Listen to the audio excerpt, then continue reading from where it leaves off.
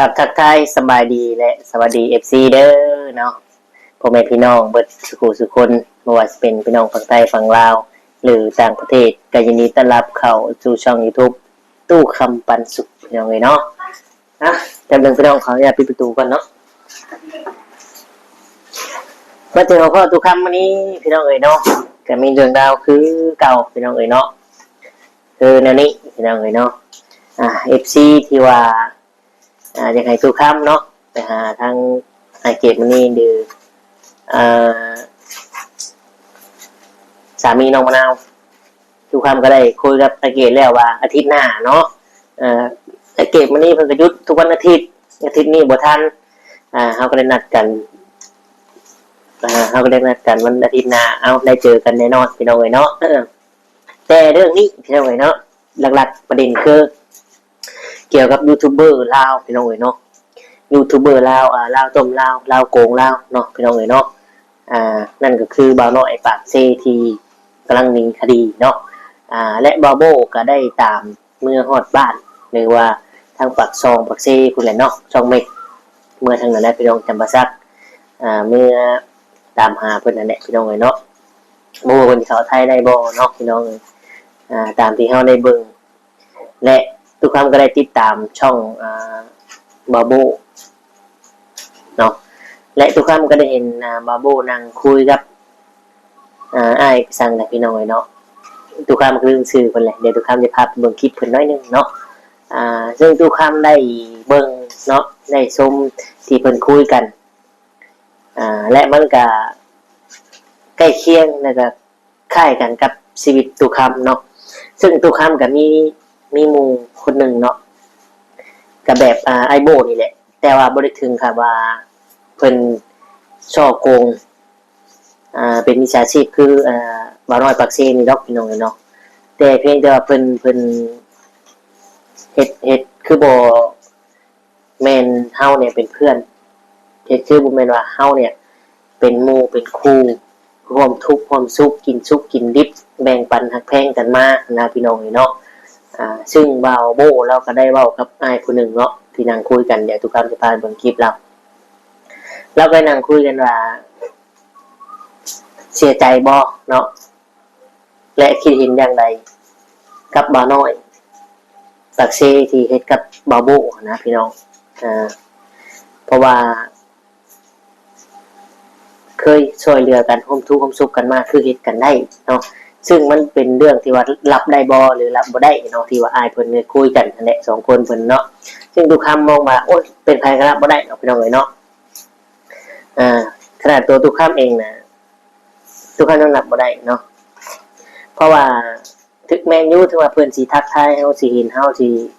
แบบปกติแต่ว่าทุกคำบ่ปกตินำดอกพี่น้องเอ้ยเนาะเพราะว่าการที่ว่าเพิ่นได้เฮ็ดกับเฮาแล้วสิกลับมาแบบว่าอยากคือเก่ากับเฮามันเป็นไปบ่ได้พี่น้องนะเพราะว่าเฮาบ่ฮู้ใจหมู่แล้วนะเนาะขนาดคนอยู่นำกันกินนำกันแบบเนี้ยยังเฮ็ดกันได้พี่น้องเอ้ยเนาะอย่างเช่นบ่าวน้อยนะพี่น้องคล้ายๆกันกับหมู่เพื่อนทุกคำเนาะมีคนหนึ่งพี่น้องเพื่อนทุกคำกันเนาะซึ่งทุกคำเนี่ยก็ให้ใจไปเบิดเลยพี่น้องเอ้ยเนาะให้ใจเบิดเลยดีฮักแพงกันเพิ่นก็เริ่มรับบดีเนาะซึ่งเพียงแต่ว่ายังบ่ได้เกลียดเลือดสาบานกันเนาะว่าเป็นหมู่เพื่อนกันตลอดไปเพียงยังแค่นั้นแต่พอกลายเป็นแบบว่าเพิ่นมีทางเลือกที่ดีกว่าหรือว่าเพิ่นมีธุรกิจไปเฮ็ดธุรกิจในทางที่ดีกว่าได้เฮาเนี่ยยังอยู่ในจุดนี้อยู่เนาะยังบ่ทันได้ก้าวหน้าไปใส่ซึ่งเพิ่นอาจสิมองว่าเฮาเนี่ยเป็นคนที่บ่มีและทุกอย่างลำบากย่านไปหวังผลประโยชน์จากเพิ่นหรือว่าจังไดเนาะเพื่อนผู้นี้ถึงได้ทำลายเฮานะพี่น้องเอ้ยเนาะนี่ทุกคำเว้าถึงชีวิตประสบการณ์ของทุกคำเนาะและการมันคล้ายๆกันกับไอโบที่บ่าวน้อยเนี่ยเฮ็ดกับเราพี่น้องเอ้ยเนาะโกงเราโซ่โกงเราก็ว่าได้เนาะทั้งที่ว่าเป็นหมู่เพื่อนกันนี่แค่เฮ็ดทุกหน้าปกหรือว่าเฮ็ดช่องยังให้กันแนะนำกันเนี่ยมันก็เป็นเรื่องธรรมดาเป็นเรื่องปกติบ่ต้องไล่รีดถอนเงินกันเนาะขูดเงินกันปานนั้นพี่น้องเอ้ยเนาะไล่รีดขูดเงินกันเอาแบบ เป็นว่าจ้างค่าจ้างถ้าว่าเอาว่าจ้างคือจ้างเลยจ้างจบขาดไปเลยเนาะทำหมู่เพื่อนกันเฮ้ยวันนี้เพื่อนกูเลี้ยงมึงนะกูเลี้ยงข้าวมึงเฮ้ยทำให้กูหน่อยเพื่อนแนะนำกูหน่อยวันนี้กูเลี้ยงข้าวมึงเองนี่ก็มันกระซือถึงแล้วว่าเขาซอยกันเบิ่งกันเพิ่งกันเนาะพี่น้องหักแพงกันเห็นบอกแค่นี้มันก็รู้สึกดีแล้วพี่น้องเลยเนาะรู้สึกอุ่นเนาะถ้าบ่เชื่อเนาะเดี๋ยวทุกคำจะพาไปเบิ่งคลิปเราเนาะที่เรานั่งคุยกันว่าเป็นจังไดเนาะเกี่ยวกับบ่อน้อยปักเซเนี่ยพี่น้องเลยเนาะ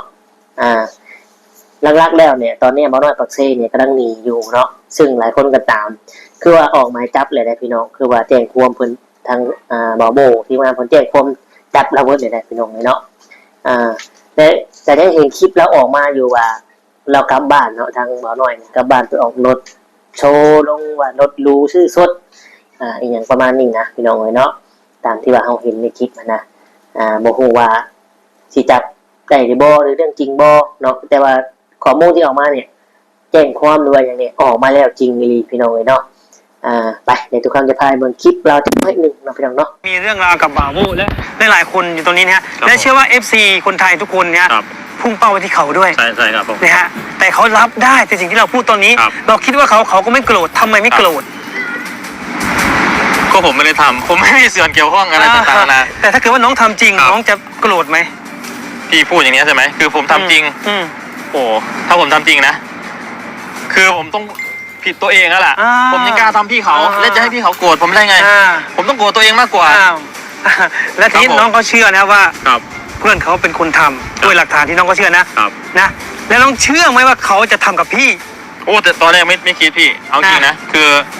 ก่อนที่ไม่เกิดเรื่องก็มีการคุยกันอยู่เพราะว่าเขาก็ทักมาผมว่าซองฮิโบโดนแบนพูดอย่างนี้นะว่าโดนแบนนู่นนี่นั่นผมก็เลยแบบใครจะแบนไล่วะโอ้ยังคิดนะยังคิดเลยไม่มีใครแล้วบอยเขมรก็จะเก่งขนาดนั้นเลยหรอด้วยความที่ตัวเองไม่รู้เรื่องใช่ครับเหตุผลใดที่น้องเชื่อว่าเพื่อนน้องไม่ได้ทำพี่เหตุผลใดไปมาหาสู่กันแล้วก็มีการพัวพันกันต่างๆนานาแล้วก็เป็นบุคคลหนึ่งที่พี่ก็เคยพาเขาไปหลายๆอย่างเนาะเช่นในบ้านแพรต่างๆนานาแน่นอนครับทุกคนมันคือเอาง่ายๆคือคนที่ทำไร่ก็แบบมันคิดแบบถ้าคิดอย่างนั้นคือแบบโอ้โหมันเป็นยังไงทุกคนมันคบไม่ได้จริงนะเอาพี่ถามครับรู้จริงๆนะครับการที่ช่องโดนแบนเนี้ยครับผมโดยที่เราไม่ใช่เป็นเจ้าของช่องที่มาแบนครับนะเราสามารถแก้ได้ไหมเอาเราเองเอาถ้าผมนะอันนี้ผมจุดที่ผมเคยเห็นเขาบอกมาหรือว่าผมเคยเรียนมาเนี่ยถ้าไม่ใช่เจ้าของลิขสิทธิ์นี่คือแก้ไม่ได้แล้วมีวิธีอื่นไหมแก้ไม่ได้ก็อุทธรณ์เดี๋ยวก่อนอุทธรณ์ใช้เวลากี่วันกี่ชั่วโมงอุทธรณ์เนี่ยมันมีระยะเวลาถ้าคลิปเราเนี่ยเราไม่ใช่เจ้าของจริงๆประมาณ7 วันหรือ30 วันโอ้โหแต่ถ้าให้ลิขสิทธิ์มันหายไปเองนี่30 วันครับนะแล้วมีวิธีอื่นอีกไหมก็และนอกนั้นก็ไม่มีแล้วพี่นั่นแหละอุทธรณ์กับรอเวลามันหายเองและนุเห็นข้อความที่เขาเรียกเงินจากพี่ไหมครับผมเห็นครับรับได้ไหมเอาจริงนะถ้าเป็นบอยเขมรนี่คือรับได้อยู่แต่ถ้าเป็นบุคคลที่ครับผมไปมาหาสู่กันแล้วก็มีการไปนู่นนี่นั่นหลายๆอย่างช่วยเหลือกันนะครับที่ไม่มีขาดเหลือต่างๆนานาเราช่วยเหลือกันเนี่ยคือมันผมบอกไว้เลยว่ามันแบบไม่โอเคแล้วทีนี้อย่างที่พี่โดนแดงเนาะโดนแบนเนาะมันก็สมควรแล้วไงที่พี่ไปเอาคลิปเข้ามาแล้วพี่โดนถามว่าพี่โดนสมควรถ้าเป็นบอยเขมรหรือว่าเจ้าของคลิปเนี่ยผมจะไม่พูดอะไรนะแต่ผมก็จะไม่มาหาพี่นะแต่บุคคลนั้นคือบุคคลที่ต่างคนก็ต่างเอาคลิปมาเนาะผมไม่เอามาและเขาก็ไม่ใช่เจ้าของลิขสิทธิ์ถ้าเขาแบบคิดอย่างนั้นก็เหมือนต่างคนก็ต่างแบบเอาคลิปไปแต่ทำไมเราถึงมาทำแบบนี้อะไรแบบนี้แหละถ้าเป็นคลิปของเขาผมจะยอมรับผิดแล้วผมจะขอโทษเขาที่สวยงามแต่สิ่งที่ผมออกมาโชว์หลักฐานคือมันเป็นคลิปที่ไม่ใช่คลิปของเขาเขาเอามาเป็นคลิปของตัวเองนะครับเขาก็เลยมารังแกเขาและไม่ใช่เฉพาะบ่าวว่าคนเดียวนะมีน้องๆอีก 3-4 คนที่โดนกระทำในลักษณะนี้เพราะฉะนั้นในฐานะที่นุนะฮะอยู่ใกล้ชิดเขามากเลยนะนะฮะตอนนี้เราดูแววตานุนะท่านผู้ชมดูแววตาแล้วก็สีหน้าว่าเขาพูดจริงใจไหมนะฮะมี FC หลายคนที่ชมเขาผมก็ดีใจกับเขานะที่ชมน้องนุว่าเป็นคนที่เก่งพัฒนาตัวเองนะฮะนี่คือคนที่เก่งจริงไม่ใช่คนที่เก่ง เก่งแบบรังแกผู้อื่นครับอันนี้ผมจะไม่ชมเชยผมจะไม่ชื่นชมนะครับครับผมและวันนี้อ่ะนุพี่ถามจริงแล้วมีการติดต่อกับเพื่อนนุไหมก่อนหน้าที่เอาจริงคือก่อนหน้าที่พี่ยังไม่โดนอ่ะก็มีการคุยอยู่แบบคอนเทนต์อะไรประมาณเนี้ยก็มีการคุยปรึกษาหารือกันแต่ว่าหลังจากที่